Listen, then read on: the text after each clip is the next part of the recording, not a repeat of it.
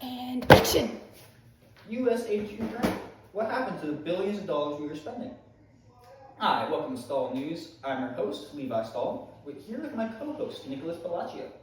The Ukraine war was a hot topic a couple of years ago with the debate on sending aid to Ukraine.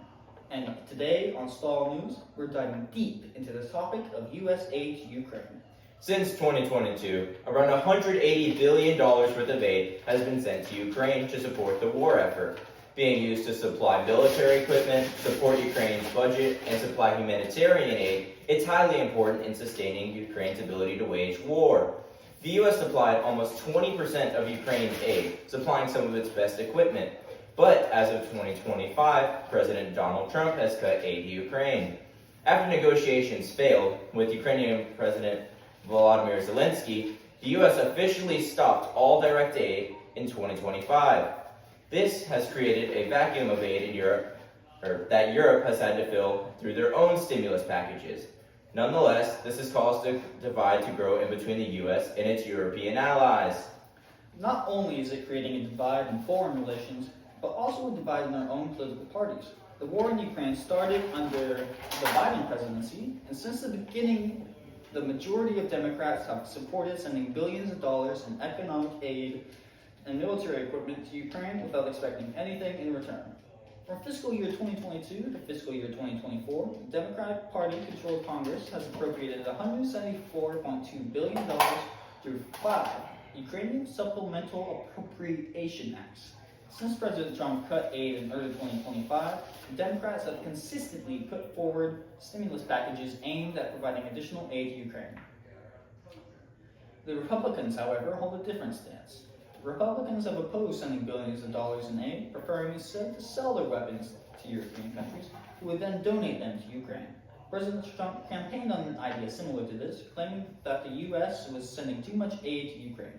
In addition to this, the Republicans have long wished for a minerals deal in Ukraine, seeking to gain access to the resource-rich area in eastern Ukraine.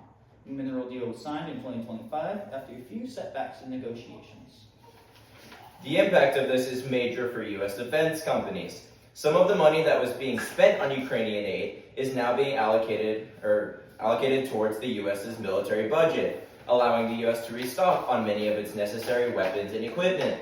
With the war in Iran raging on, this will assist in keeping U.S. stockpiles from completely emptying out, while also allowing the U.S. to focus on getting newer and more advanced weaponry. This increase in U.S. military spending has also led to a major increase in stock values for many major U.S. defense companies, such as Lockheed Martin, Northrop Grumman, and RTX. But all of this comes at the expense of U.S. foreign relations, with the U.S. being at some of its most distant from its NATO allies in years. Bless you. Our analysts here at Stoll News believe that the U.S. will have to become more involved in sending aid to Ukraine because of the increased prevalence of drones on the battlefield.